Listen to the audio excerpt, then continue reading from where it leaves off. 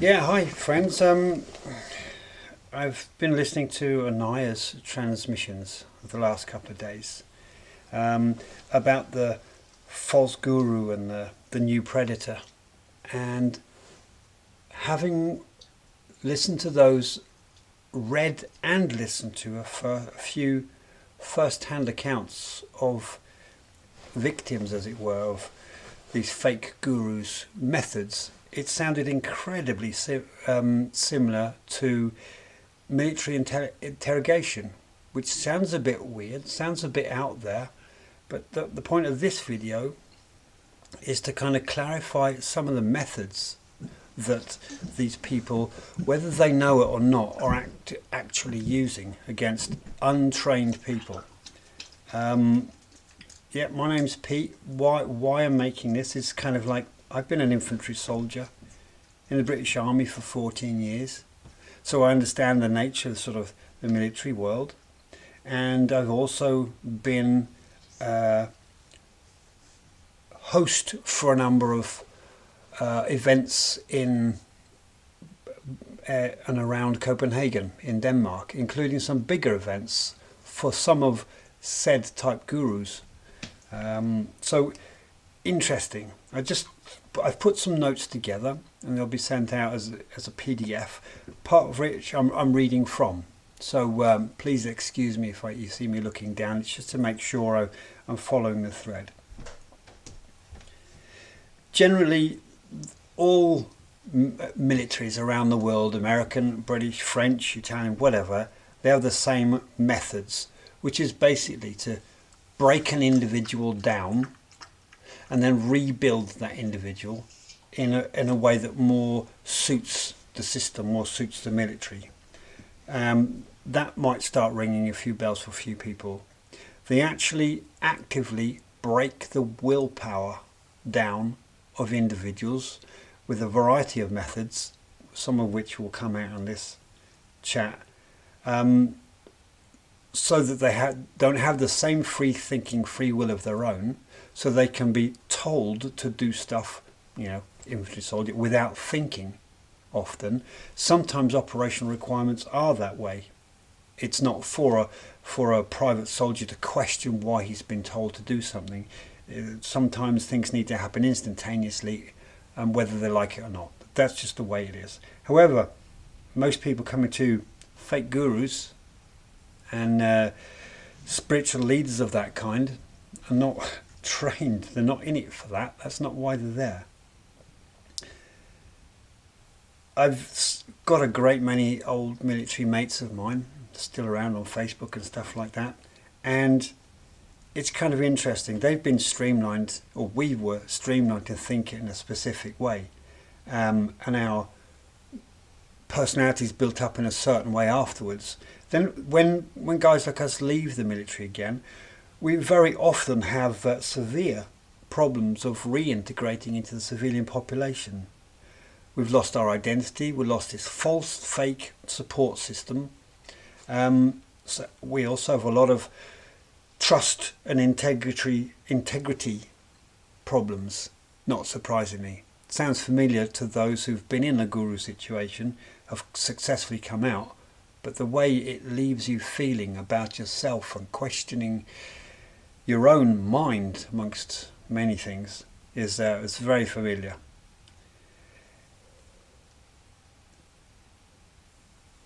I could easily use a number of different terms here, like false guru, fake guru, gaslighter, new predator, narcissist and psychopath. All of these terms, although they are definable in many ways, in this context they're very much the same. It doesn't really matter. There's plenty of information out there online to get specific MOs of each one of these. Why am I recording this? I want to support really Anaya and my sisters and friends around the world, especially women who find themselves caught up in this circus. I've personally witnessed firsthand otherwise incredibly intelligent, well integrated people lose it in the presence of one of these fake teachers who seem to be coming with something that these otherwise well sorted out people that seem to have like some kind of Achilles heel, and that's kind of, that bit is what's most interesting. Anyway, a big red flag is the inner circle. That's, you know, well screened, well trained, socially likable people that have been chosen by the fake teacher or fake guru or whatever to be his screen. I say his, it's usually his, it's not always, most often. And these people often do the entry level screening for new candidates, new students or new devotees. As I said, they do a lot of the screening, they do a lot of training. They also act as a problem solving body and peer pressure group for any one of the devotees that kind of step out of line, so that the guru doesn't do all the dirty work. And sadly, I feel these are just as criminal, these people, as the gaslighter himself. These are people that do the real damage, and they're often, sadly, women. Very well trained, very well adjusted women in other ways, but they've been hand-picked by the fucking guru to do his dirty work. Why I get so angry is that these women are actively undermining a woman's ability to trust other women in the group, in the surroundings, or ever again out in nature, out in the real world, should they ever manage to get from the clutches this group. These people are definitely not to be trusted, and perhaps because they are women, they're able to get away with even more perhaps than the guru, because no one suspects what they're up to. Often though, some of the teachers, they do like to do the initial choosing themselves. They like to do the initial interviews because they love the chase. It's not because the inner circle's not capable. They actually enjoy the initial questioning and the chase, as it were. There's two sets of basic kind of questioning that this interchangeable guru or the inner circle, or a combination of both, can use. One's called tactical questioning, that's a military term, and the other one is behavioural interviewing, which is more a term that businesses use when they're interviewing people for employment. Both, in this context, both will happen in a very informal environment. It won't be like an interview for a job. It'll be perhaps in a cafe. It'll be maybe in a car, or it's somewhere where the interviewee is meant to feel relaxed and unsuspecting. Why should they? They found suddenly someone or a group of people that might just be able to help them out of this biggest ever problem they have in their lives, this Achilles heel. What is important to get is that every single detail, every word will be noted, recorded, and used later, one way or another, if not directly to the person, but as a form of information collation, which is, to the military, it's really important. You build up a profile of a person or of an area or of a group of people. This information will be used later, one way or another, to destabilize that person's sense of identity, sense of truth, sense of self. Of course, more detailed wise, the guru stroke inner circle people, they're trying to find out what the potential devotees' strengths and weaknesses, financial situation, and what their family ties are. Unbelievable how many otherwise sane people are coerced to leave their parents, leave their children, sell all their property and valuable stuff, give it to the teacher or organisation, and are completely in their power should they ever try and choose to get themselves out. Anyway, tactical questioning. This is kind of more typically the inner circle kind of people that do this, but it's a conversation. It's designed to open a space so that the person being interviewed is relaxed and is giving stuff away without any real effort on behalf of the organisation, as it were. They try to use opening questions, and that's kind of not a yes no answer kind of question. They always start with who or what or where, and they're after a narrative. They're after you giving the information in the form of a story. Often the questions from the questioner are very brief, very simple to understand, so that the bulk of the conversation time is actually taken up by the victim.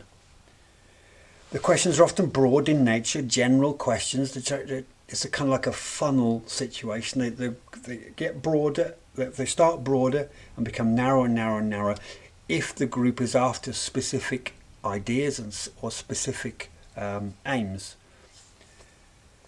The conversation method is meant to give the person, the interviewee, a sense of freedom, that in answering it in any way they like. And it's a definite encouragement for the person to talk as much as they can. Can't be too much, because in all that verbiage, like mine, there are some corners of really important information for the group.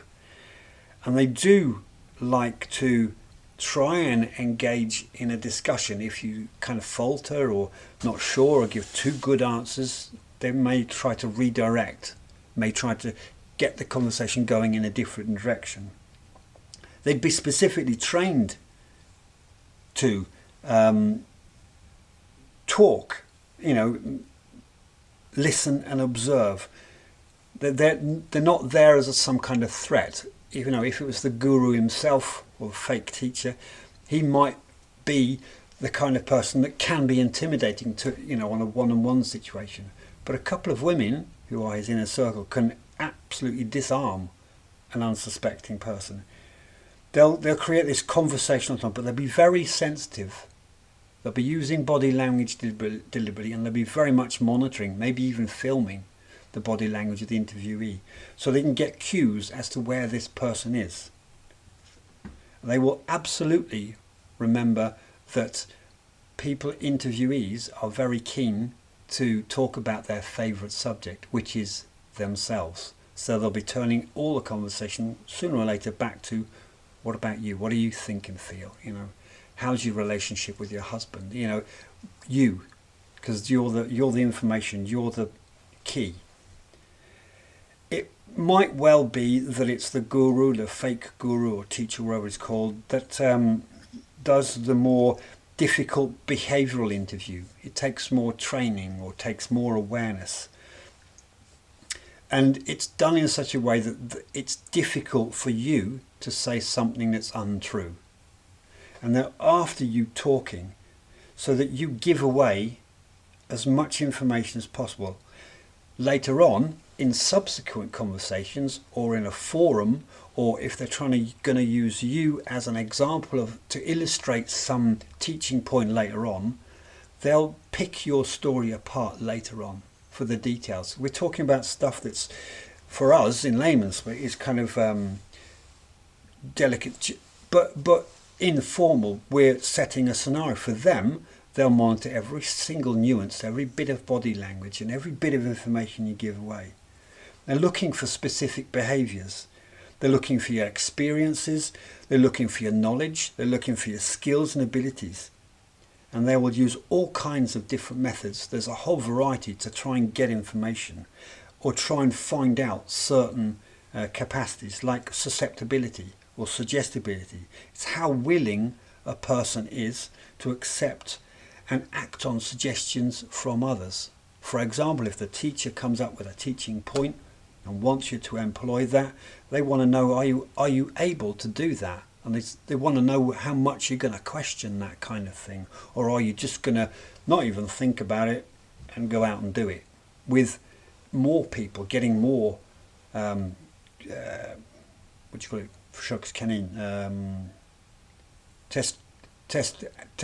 animals. They will also absolutely use a fair bit of deception, one way or another, and it's a very effective, especially with the military, a very effective form of interrogation. Straight out lying sometimes, creation of scenarios. They're after one opinion one facet of your belief after another, so they can build up a scenario and then use that again later on. Dodgy stuff. A very great technique with the guru and the inner circle is good cop, bad cop. Often the guru or central figure is a big bloke or has got a big energy, and they're kind of automatically cast in the guru role, in which case it'll be the inner circle women who act as the good cop, you know, taking good care of poor you, here, have a cup of tea, and then they'll carry on what they're doing but with subtler means. And you know, it's quite often that the teacher type uses fear and intimidation, use a loud voice and big body movements to intimidate someone. And if that someone then goes into tears or it closes down, they'll change tactics by getting a couple of the women to take care and make sure everything's okay, but find another way of getting to the same place. There's an interesting American Army term which is called pride and ego down, which is what it does. It attacks your sense of personal worth. The guru out of the blue will kind of attack some aspect of something you've said or the way you're being or something, and you will often come back, or the person this technique works on will come back with some kind of other information, hoping to appease the guru or whoever is the tough guy, and you're giving away more information without being pressured for it than you would otherwise do, just in the hope of sort of vindicating yourself. Now, I said earlier on, you know, psychopaths, gaslighters, narcissists, fake gurus, whatever you want to call them, we all know what we're talking about here, the kind of person. They are extremely gifted, manipulative types. They're impulsive risk takers, they're charismatic often, they're often completely fearless. They don't give a shit. You know, most people have some kind of a barrier about the feelings of others. These people don't. They're after something. They want something, and they don't care who they're going to go through, whose lives they're going to destroy to get there, whether it's power or money or probably a combination of the two. Classic kind of scenarios, they can be extremely charming to you. You know, you're in the corridor and in comes the guru teacher with the inner circle. It can be completely charming when he wants something, and then completely fucking toxic the next moment and in your face, or completely ignoring you altogether in a kind of push me pull you lion and eagle scenario. What they're really after is trying to understand your likes, dislikes and value systems, because those personality traits can be used against you later, or they can be a way of forcing you into certain scenarios. These psychopaths, they're really well versed in what motivates people. They can read people's body language and listen and hear and get cues from the words and the way they speak to know where the Achilles heel is. They're pretty sharp. This is their life's work, you could say. They have a natural ability to charm and persuade people, and they will often very simply change subject, change tactic. If someone's starting to ask awkward questions, especially in a circle format, they will change the subject altogether, and in such a way, and go on so long that question and questioner is sidelined and people are forgotten by the dazzling brilliance of the current attack. You know, one of the big saddest parts of all this, people get enamored by this kind of speaker. Maybe it's a father wounding, in which case this man seems to possess all the positive characteristics that the biological father never had or wasn't there to have, whatever. Whether it's some kind of flipped mother wounding, who knows? But after talking to this person and, the inner circle, there's an impression that internally this guy and they really do get me. They really are listening. They're on my side at last. It's taken me 20, 30, 40 years of personal search to be able to get to someone, and here they are, all in one place. I must be with this person. I must be a devotee. I devote my life. I will sell everything I've got and move to Canada. This kind of weird stuff. And it's so prevalent. These people, and don't forget, it's not just the guru, it's the inner circle too. They have good manipulative skills, even if they're unaware that they're manipulating. For example, the inner circle may not know what they're doing. It's been suggested to them they talk in this way, that their body language is like this. The scenario which they're talking to someone is this. Don't let that happen. This kind of stuff. So, yeah, but they may well be aware, and that's cunning, and they certainly have charm, and it's difficult not to fall in love with this scenario again. Some of the, these people are so confident and self-assured, and it creates a kind of attraction, a draw to want to spend time with them, and it's totally understandable. They'll absolutely tell you what you want to hear. They've figured it out in the first few sentences. They've asked probably, why are you here in some form? What are you looking for? And again, back to, they're after your values, what you think and feel about certain subjects. And then they'll replay that back to you in such a way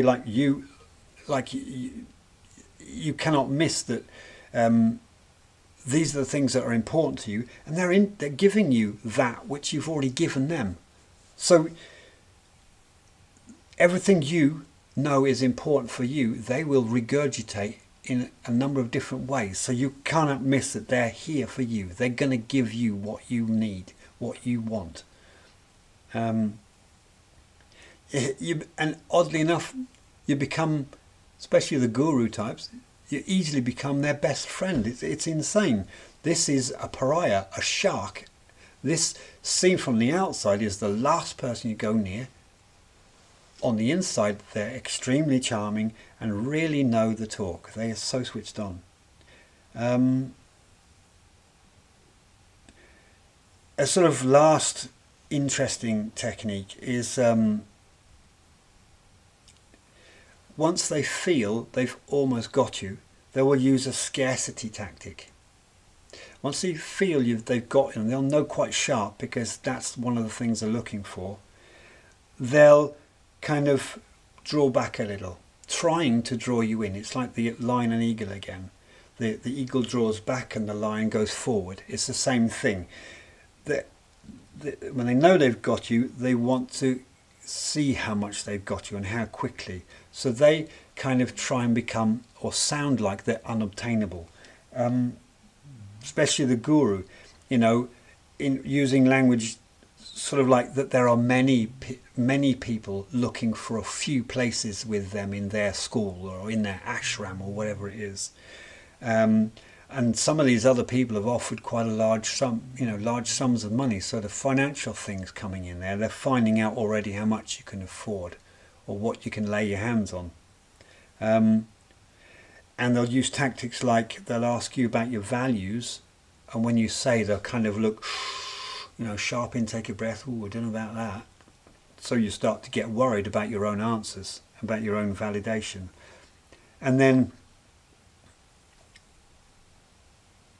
they'll try to get you to kind of convince them why they should get you to stay, why they should let you stay, and they may well ask for extremely ridiculously high sum of money if they feel they can get there or near there, or you could somehow by selling something get the money. And sometimes our own minds do a sort of reverse trick on us, because if they're asking that amount of money and there's that many people looking for so few places, they must be good at what they do. So you're talking yourself into it. Anyway, enough. I'm going to cut on this. And I know Anaya is giving a lot of helpful suggestions and practices about what to do.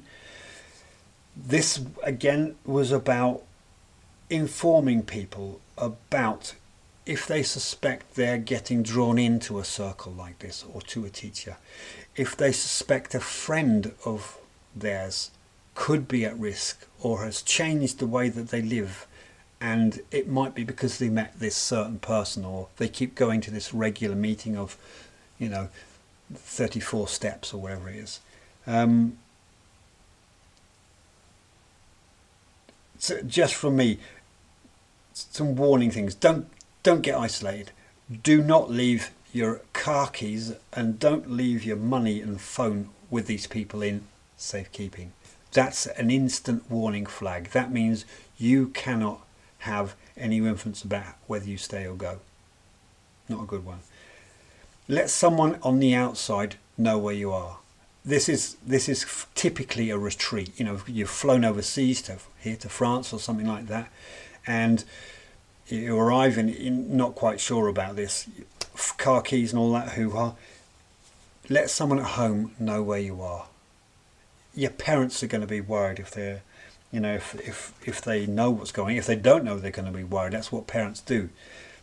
Give them a contact number to the venue, or make sure you arrange that you will ring them at a certain, when you know the program, if there's one published. Then arrange a time when you're going to talk to them, and get them to record you, so they can play it back and look to see if your body language or anything has changed. What your eyes are looking like, what your movements are like. Are they calm or erratic or whatever?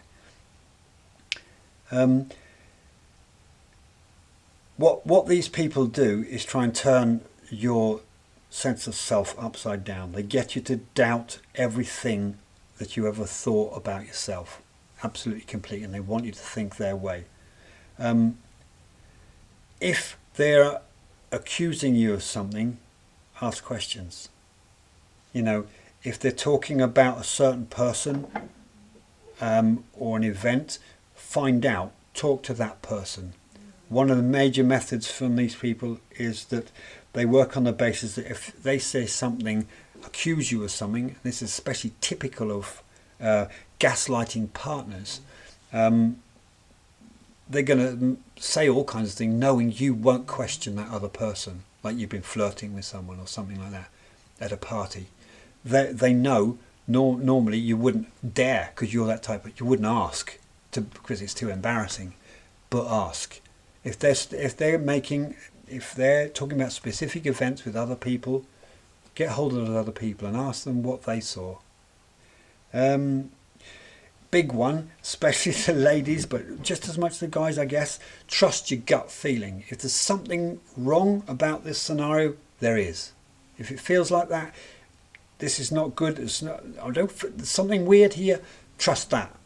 You can always come back if it's a real teacher, if it's a real genuine good school. That's okay. They'll be expecting that. They'll know, how to hold that in a beautiful, loving way. If they start getting anti and irritated and start pushing, then again, gut feeling, that's not right. In the end, you are the only real authority and only true source of wisdom in your life. Others can provide information for you. You are the one that is connected to wisdom. For example, if you recognize anything that Anaya says as being from a source of wisdom, that's great, but it's you who's recognizing that. You must have wisdom in you to be able to recognize that in someone else. That's something worth investigating too. And don't let anyone else get between you and your God, goddess. You have always a direct contact, no matter when, no matter where, no matter why. Don't let some surrogate priest or surrogate organization get between you and the divine. Anyway, that's enough for me. I'm going to shut up now. Way too long time. Thanks for listening. Bye-bye.